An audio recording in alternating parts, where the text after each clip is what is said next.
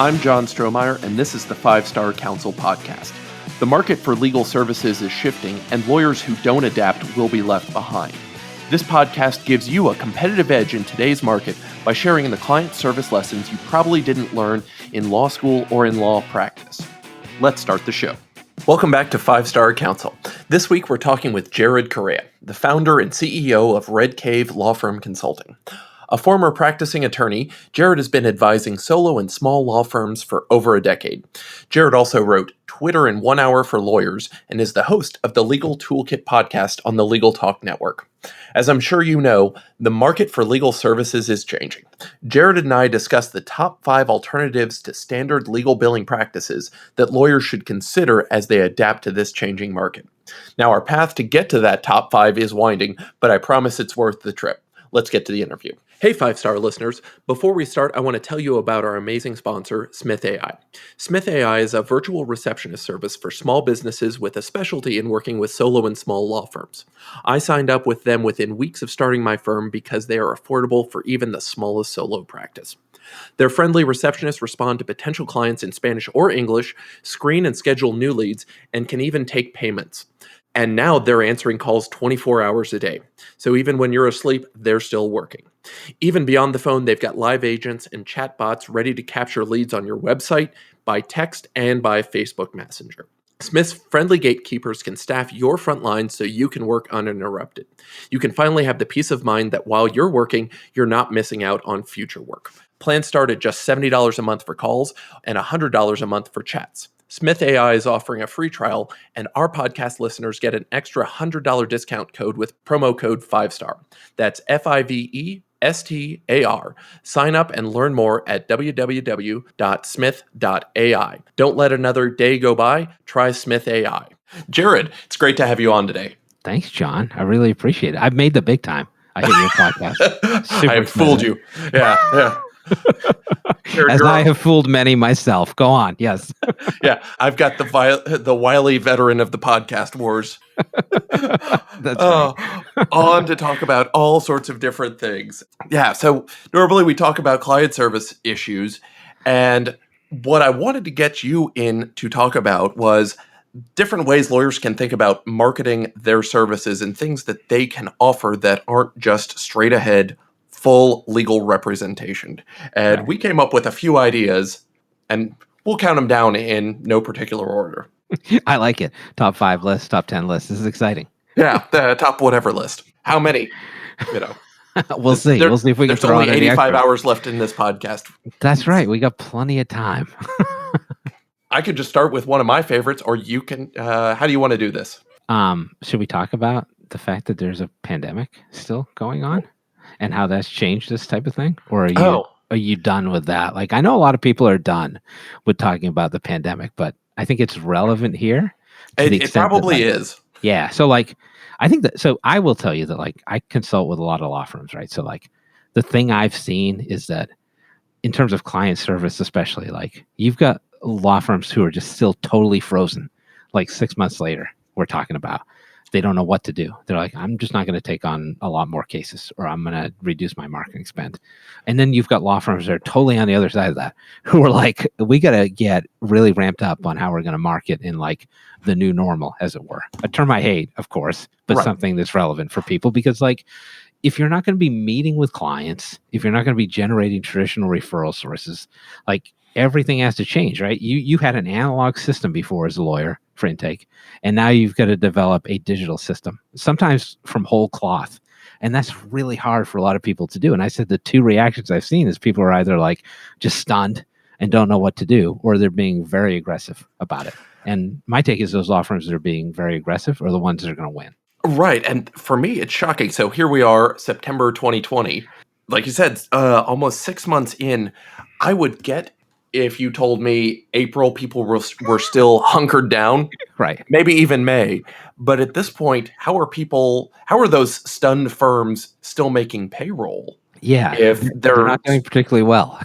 I mean, PPP loans, right? I think there's a right. lot But out how there, many of you know? those, ultimately, you're going to have to pay those back. And to do that, you're going to have to make some dollars. But I would agree that the ones that are moving forward or the ones that are adapting, to whatever this is, that's going to be your only way out. What I've seen here in Houston is our probate courts where I practice have gone online. We're doing Zoom hearings for a lot of things. Yeah. And the courts have said, we really like this and we'll probably keep a lot of it even when we go back to the old normal, whatever that looks like, whenever it is. Right. And I think there's a lot of that going on too. Like even structurally in terms of society, right? Like some of the stuff I like, right? So we're doing this in Massachusetts right now, where if you go to the beach, you got to have beach reservations, which is actually amazing because the beach isn't super crowded. Everybody's coming and everybody's got space. It's great. I'm like, it would be amazing if this was the case like 5 years from now. And I think you can take almost anything that's happening right now and put a spin on that and say, well, this would be great. We can keep this. This not so great. We can go back to what we were doing before. And ultimately, that's the way it's going to work in legal as well. But it's kind of funny. Like I view like this is like we're 6 months in.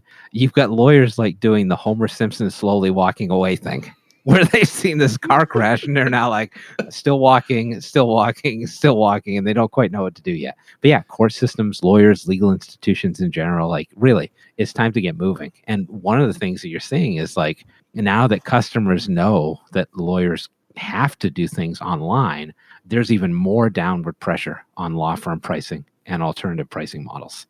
More so than there'd ever been before. And there was a lot to begin with.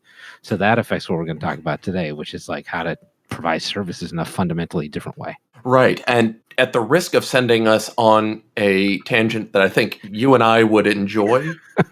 Yes, do it.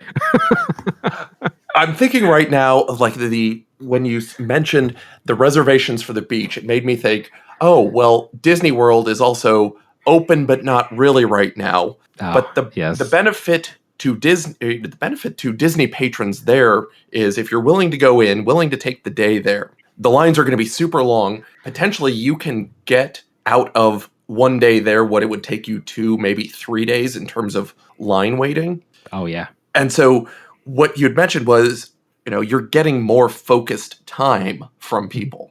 Totally. And I think about it. Right. You're going to end up with like the ability to work with people on a better basis. Like, at this point, I'm doing almost all of my consultations by Zoom. I'm only meeting with people once to sign documents.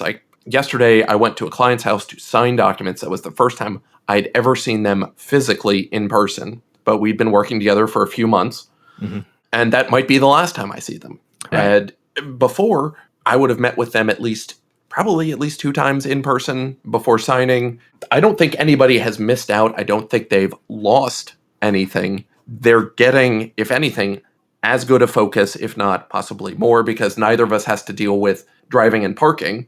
Right. So the downward pressure yes, it's going to reduce overall fees, but it probably is a lot of just waste that law firms were incurring because, billing, half an hour for driving to and from the court and sitting there waiting to get called, like that doesn't benefit anybody. It's just, that's just wasting the system. Clients love to pay for lawyers to sit there and like eat Cheetos while they're sitting in a court system. Yeah, it's crazy. Like you're totally right. And like, there's a lot to unpack there, but like the Disney thing is interesting. So my wife's actually a part-time travel agent. She's been to Disney like 2 or 3 times now since it's been opened. And really? Yeah, she says it's like a different experience. Like, and part of what you're talking about is true. Like, there are fewer people there, so everybody who's working there still is more focused on the people that are there, and they're also more focused on providing a higher level of service, including like making people feel comfortable about the cleanliness of the park and all that stuff. So it is almost like a broader customer service basis that they're working under now than they were before. And in some ways, it's a better experience. In some ways, it's a worse experience, but that doesn't necessarily have to do with the employees who are working there. And in terms of what you discussed in your practice, like, I think this is part of it, right? You're like a thoroughgoing technology forward lawyer. I don't say that about everybody, but like, you got a lot of lawyers out there who, if they had to do what you're doing, it would be like a massive change to their worldview. And same thing for me. Like people are like, how has the pandemic changed what you do every day? I'm like, there has been no change other than the fact that like my kids are home all the time. Right. People are like, have you been on a Zoom meeting before? I'm like, I've had a Zoom account since 2010. Like this is nothing new. And you're right that like traditional law practice, hourly rates, it basically encourages people to underperform. And that's the problem that consumers, by the way, rightly have with lawyers. Right. And I will tell you, my work from home plan, like the massive shift that it took back, I'll call it March 23rd or whatever day it was. Right. My wife and I drove to my office. We packed up my desktop, which, it's 3 or so trips from the office to my car, carrying stuff. And then we rearranged some furniture in the home office where I'm sitting now. And that was it. My paralegal worked from home. My associate that I split with another attorney has a laptop, and he's got a docking station at his house that he works from. So when he was coming into the office, it was just so we could work together on things. Now we're doing things. And one of the things that's actually been so much better is when we review documents together, we're doing it on Zoom. I'm sharing the document and we're walking through it together. And so he can see exactly what I'm looking at. It's not just, I'm not just handing back a pile of paper that I've covered in red ink or pencil marks, where you can start to learn what the person's doing. He's on Zoom with me and he's watching nominally what's on this. I have to say, it's great, right? Because it's so much more efficient. You don't get the water cooler chatter that distracts everybody at the office. Mm-hmm. And for me, I was very happy to be a hermit before, do all my work from home, conduct all my meetings via phone or video conference. And honestly, quarantine is like a hermit's wet dream, right? This is great. I'm just sitting here in the house by myself doing work. That's the dream. Right. And finally the world has come to us. Exactly. I mean, I threw away half of my ties, or donated half my ties yesterday. There's money that I don't have to spend on getting dressed up. I was attempting to get things down to, how many suits do I really need? And sifting through them, I still have way too many. But in Marie Kondo fashion, I could touch all of the ones that I had left, and all of them still made me happy to take up the space. It's like, all right, I will probably never wear 4 of you ever again. But the other ones, just different styles of suits for whatever I may need. My daughter was talking to me the other day, and she was like, "Do you have any important business calls today?" I'm like, "Yeah, a few." And she's like, "You should probably think about wearing a fancy shirt." And she pulled out a t-shirt from my drawer, and she's like, "Here you go." I'm like, "All right, the bar is pretty low these days. I see." So totally different world, but embrace it. I think lawyers who embrace it, they're going to be looking back on this 2-3 years down the road, and they're going to be like, man, things have returned to more of a normal situation in which people are comfortable to be around each other again, at least. And I made all these improvements to my practice that I never would have made otherwise, because my mantra has been it's a global pandemic. If you're not going to change your law practice now, what's it going to take? An asteroid hitting the Yucatan Peninsula? What do you need? Just think about things differently. Right. You've done it this way forever. Are you sure you want to continue doing it? And the reality is there are always going to be the people who are still going to do it the old way because they're either close enough, they make enough money, and it doesn't matter, or they just, whatever reason, fill in the blank. They're always going to be the people who don't want to do it. And that's fine. You make it work for you. Right. But there's probably a shrinking share of the market that doesn't go in for, we don't care that you have fancy offices. I mean, I've seen that in, I've been in a Regis Spaces, polished concrete floor and glass window, small units since I started. I've had 0 clients complain. Clients from, young to in their 90s say they like my offices, and clients of all wealth ranges say they like my offices, which is great. And the better part is nobody's coming to them anymore, so it really doesn't even matter. Right. And I think a lot of savvy clients, especially business-focused clients, see office space and they see dollar signs, right? And they see extra dollar signs added to their bill, which is totally true.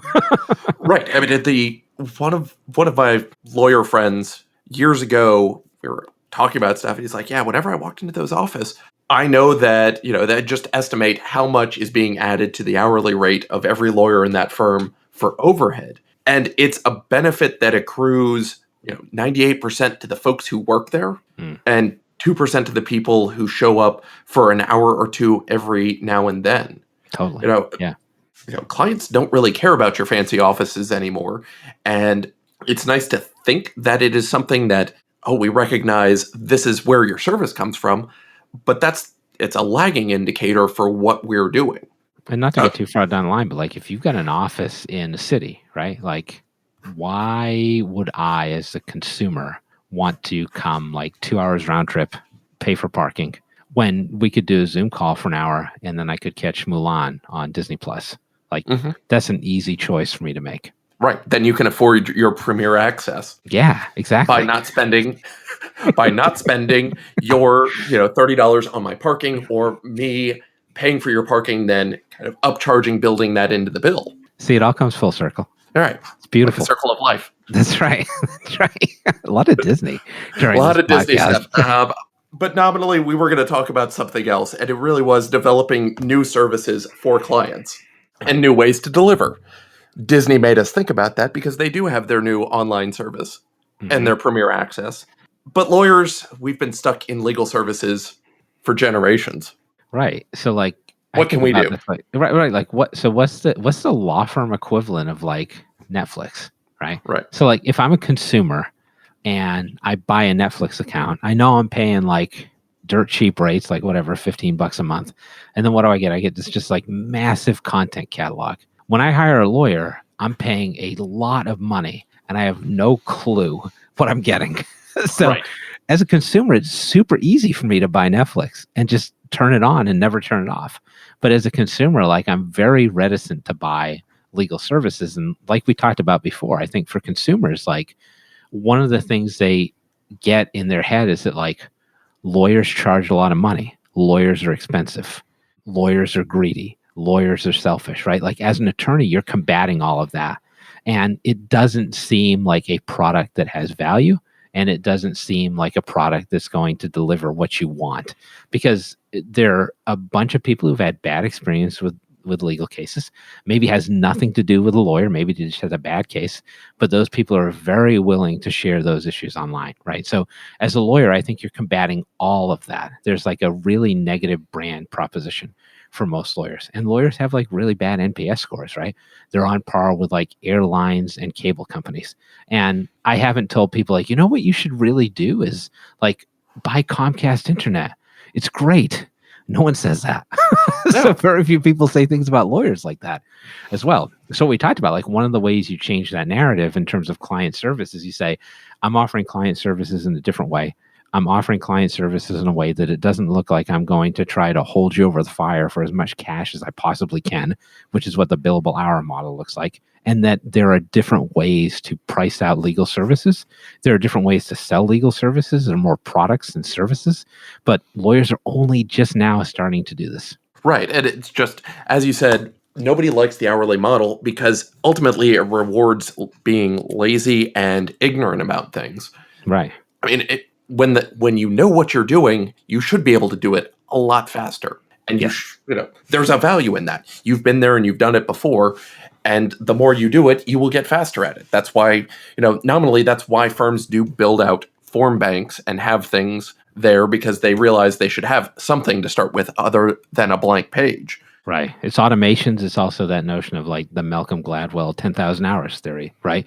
The more you work on one thing, the better you'll be at it. And most lawyers view law practice as like, I'm in a white tower. I'm untangling all these thorny issues every day. It's a great intellectual exercise. Well, guess what? Most clients don't want to pay for you to go through your intellectual exercises. They want you to put together specifically what they want and do it as quickly as possible. Right. They want you to move the needle, as David C. Baker likes to say, like, we're here to achieve some sort of result for them. Right. And that's what they want. They don't really care how thorny the issue is as long as we figure it out. So, I mean, one of the things, was it Martin Shkreli? I'm never going to...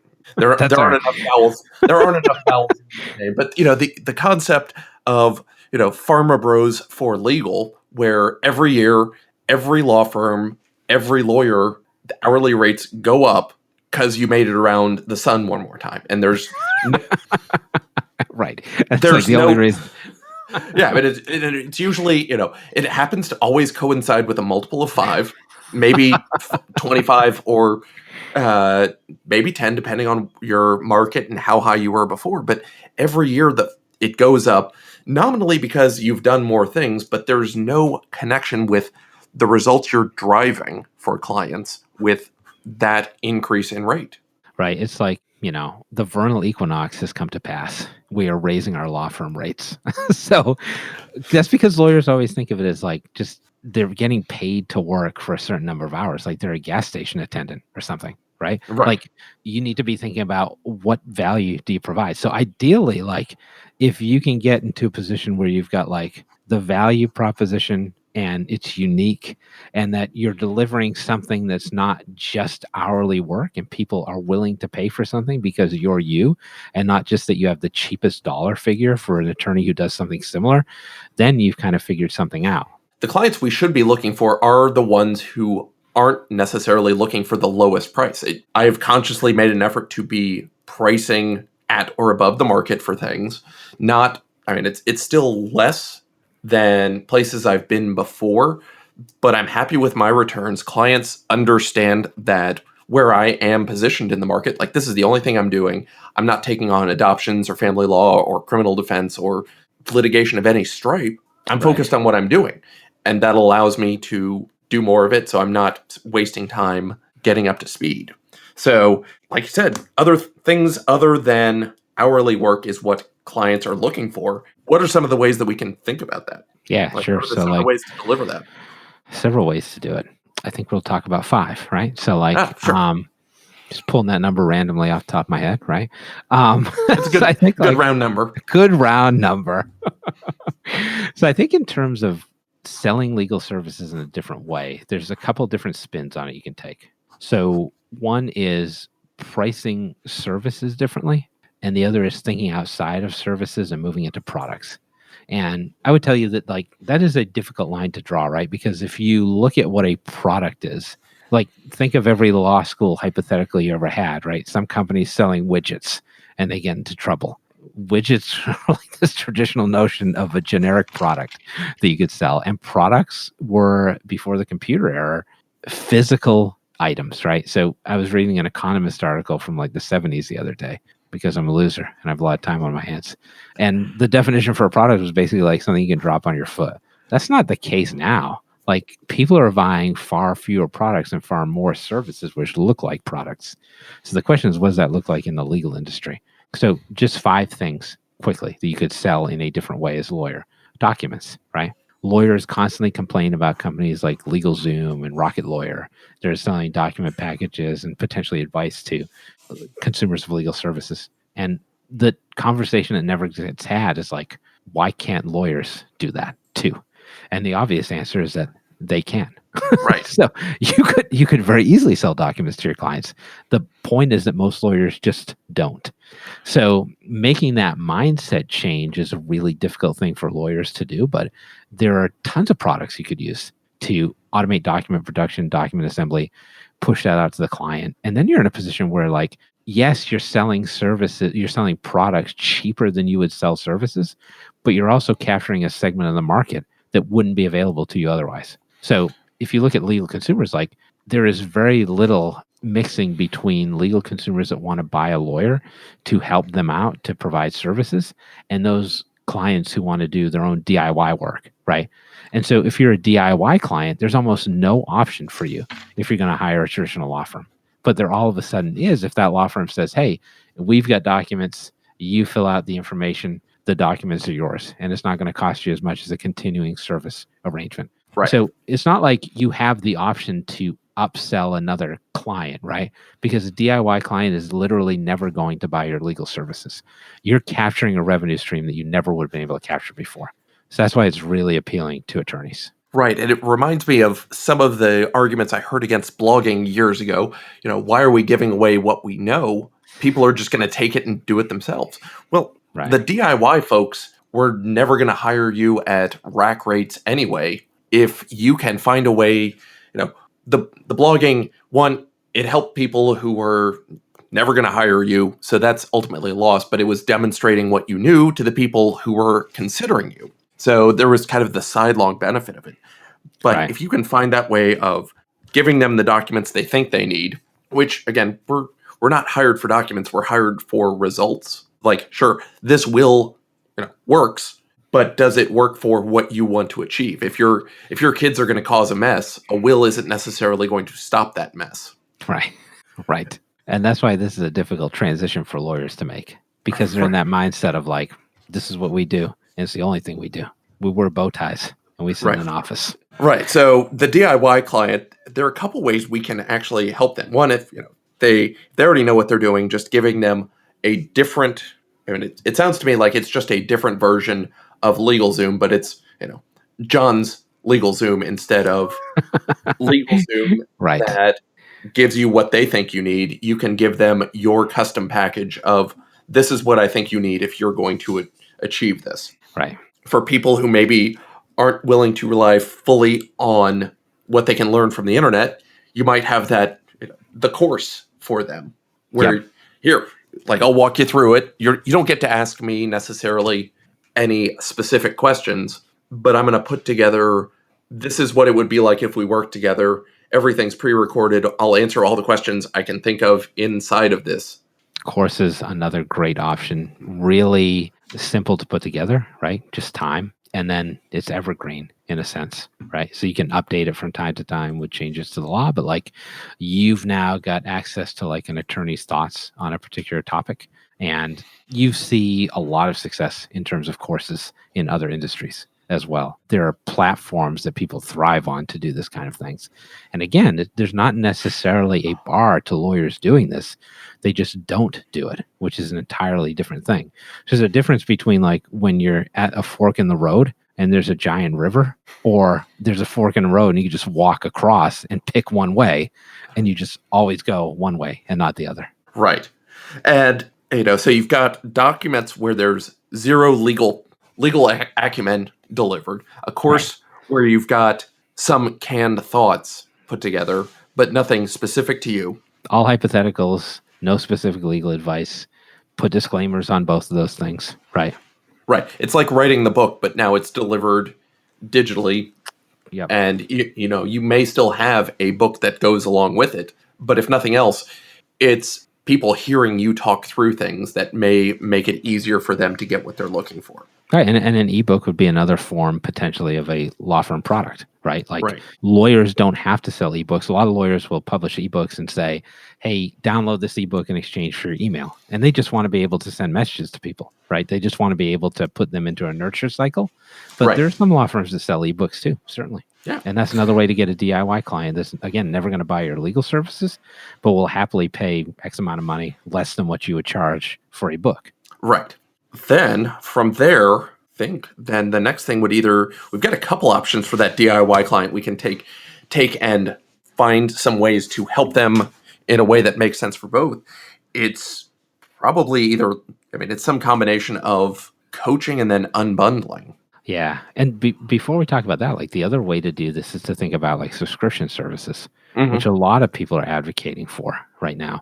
And the notion of subscription services is really interesting because you take that Netflix model, which is essentially or really like every software company's model right now, where you pay X amount of money per month and then you get a set amount of legal services, right? And then all that stuff we talked about before, ebooks, courses, documents, you can put that into the subscription. And I've known a lot of attorneys who've had a ton of success with this, where they say, hey, here's a set of legal services you're going to get based on your business type, let's say, and it's going to include these 5 things, some of which are legal services. And now we're selling that. And as a law firm, you get consistent income. As the client, you're paying a consistent fee, but it's probably less than what you pay for legal services. So in theory, that's a win-win as well. And then if you throw consulting on top of that and unbundling services, you can play around with the pricing model a little bit more, right? I know a lot of law firms that are doing consulting of some kind that is related to, but not legal services, right? That's a whole other area that's exploding that is just in its nascent stages as well. And then with unbundling, you're talking about saying, hey, I know that if I charge you for the full freight for taking this case from A to Z, it's going to cost you $30,000. But if we break it up, let's do part 1 for $5,000. And then it could work out. It might not work out. But even if it does work out, you can say, all right, I'm done. I want to do the rest of it myself. All right, I'm done. I want to work with another lawyer. And then we both have unilaterally the opportunity to exit this arrangement. And that is kind of a risk caller for clients who may not be sure that they want to work with a particular attorney, but are willing to try it out to see how it goes. And there's no models like that in legal in a traditional system. No, and the way that I had been raised at the firms that I worked at, trained, was you have what we call the dog and pony show initial meeting with clients. There'll be 2 to 3.5 hours, and you do zero prep work for clients before they show up. And then you go in, you talk through everything, you come up with it, plan, and kind of what you can do for them. And you tell them, well, no charge if you don't hire us, otherwise hourly for what you did. And there's no incentive for clients to get anything done or even hire you. They're going in, they've got to sit through that meeting. You've got to sit through that meeting. But you need to, and it's a giant risk on both sides with nobody having anything invested other than their time, which is a valuable commodity. So by flipping and saying, look, we're going to start with a one-off consult. Yeah. Where we're going to talk for this for 2 to whatever hours or a half hour or an hour, but you're going to pay me for that time so I know you're actually serious about this. And these are for people who aren't necessarily DIYers, but they're the ones you want to get in front of. Right. And verify like they don't want to make that $20,000 mistake. Right. And I've seen people do the same thing in the context of like document reviews, right? If it's like a really heavy document practice, you could say, give me X number of documents to take a look at during the course of this consultation that I know will predict a lot about where this case is going to go. And then as the lawyer, you get paid, but then you can also make a decision about, do I want to hire this person or not? Because I think a lot of this is people focused on client service, right? And how do we provide a better model for clients? But I'm not saying that that's the only focus you should have, because part of the focus should be, as a lawyer, like, there's got to be some benefit for you to do this as well, right? We're not running nonprofits. So how do you manage that and also keep the client happy? And I think we've talked about a number of ways to be able to do that. Right. It's a lot of how can you make sure they know what they're going to get as a result and not just tire spinning. Right. And, oh, well, we delivered 5 gallons of legal to you today. Aren't you grateful? It's, we had a meeting, we talked about it, we came up with a plan that looks like it will work for you. And at the end of it, you knew what it would cost to get that done. Or, at least you had some better conceptualization of that. Right. Yeah, I only wanted to pay for 4 gallons of legal. I can see it now. But totally true. Yeah, like, and let's be real here. Like, everybody's got their big boy pants on for this, right? Everybody's adults. So as a law firm, like, you can be more transparent about what it is that you're doing, and you can offer your clients choices as well, right? Like, that's valuable too. And having different options to work with different types of clients is not a bad thing. And traditionally, lawyers and law firms have tried to place clients all into this one basket, and it just doesn't work that way, especially now. Right. And it gets into an ethical issue where you always try and do exactly, like, you protect them the most because you think that's what they're looking for. But that's the assumption we've always made. Mm-hmm. Once you can get into more defined services where you can say to clients, here's a choice. How much do you want? How many gallons of legal do you want? If you want 1 gallon of legal, it will cost you this much. 3 gallons costs you this much, and kind of go from there and put the choice back on them. Because if they're saying, look, I'm willing to take more risks. I'm willing to accept what's going to happen, or I just don't want to pay for it because I can't get that done right now. Yeah. That's on them, and they've made that choice. You don't have to force everybody to buy the high-end version if that's not what they want. Yeah. I hope and pray that this concept of gallons of legal becomes the thing. And I'm glad you went with the English system over the metric system for this. Oh, well, yeah. My car gets 40 rods to the hogshead, and that's the way I likes it. Nice. But I think for most lawyers, like, it's not necessarily that they wouldn't want to do this. It's getting information about it, taking the time to think it through, and then also realizing that, like, in many ways, marketing and client services is experimentation. And I talk to lawyers about this all the time, and they hate this concept because they want surety, they want black and white lines. But, like, honestly, like, you try some of this stuff, sometimes it'll work and sometimes it won't, right? That's what marketing campaigns are all about. And in running a modern business that's it's flexible, that's the way you have to think about it. Right. You have to accept that you're not going to get it right from the outset. Understand that you're going to just take some lumps. And if you can accept that, it's much better because then you have the stability you have. When clients ask, what will this cost? You can tell them what it will cost, and it's less frustrating for both sides. If you've got a price sheet you can send out and say, this is what we will do for you, then so much the better. Nope. It takes a lot of the sting out of both sides of it because anybody who's ever done hourly billing for more than 3 or 4 minutes knows that it's an awful existence. Totally true. Yeah, so you have to be willing to get new Coke sometimes. Right. And I mean, I'm sure you've heard this as well, but I remember talking to a friend whose firm had experimented with fixed fees. They mispriced on one client, and they said, well, this didn't work. We lost money. Yes. And dear listener can't hear me doing air quotes, like they didn't lose money. I can vouch for the air quotes. Yes. Now, they view loss of money as like that first pass. And it's the same thing with new tech for law firms, right? They're always like, well, I adopted this new technology and I had a productivity downturn. Well, of course you did, because you're instituting a new system. Like, let's look at the overall value. And it's the same thing in terms of pricing. Right. You're going to take a dip as you adapt to that new, whatever it is you're doing. And then then it picks back up from there. Totally. Excellent. Jared, I think this is probably a good place for us to stop because I think you and I could talk about Disney and planning our next legal conference at Walt Disney World as soon as the NBA is done. Let's do it. I mean, your wife can't get us rates at Four Seasons there, right? Oh, man, don't worry. Okay. I'll get you the hookup. You just let me know. We'll talk off air about that. Yeah. John and Jared's... It's happening. It's happening. Coming 2021. Yes.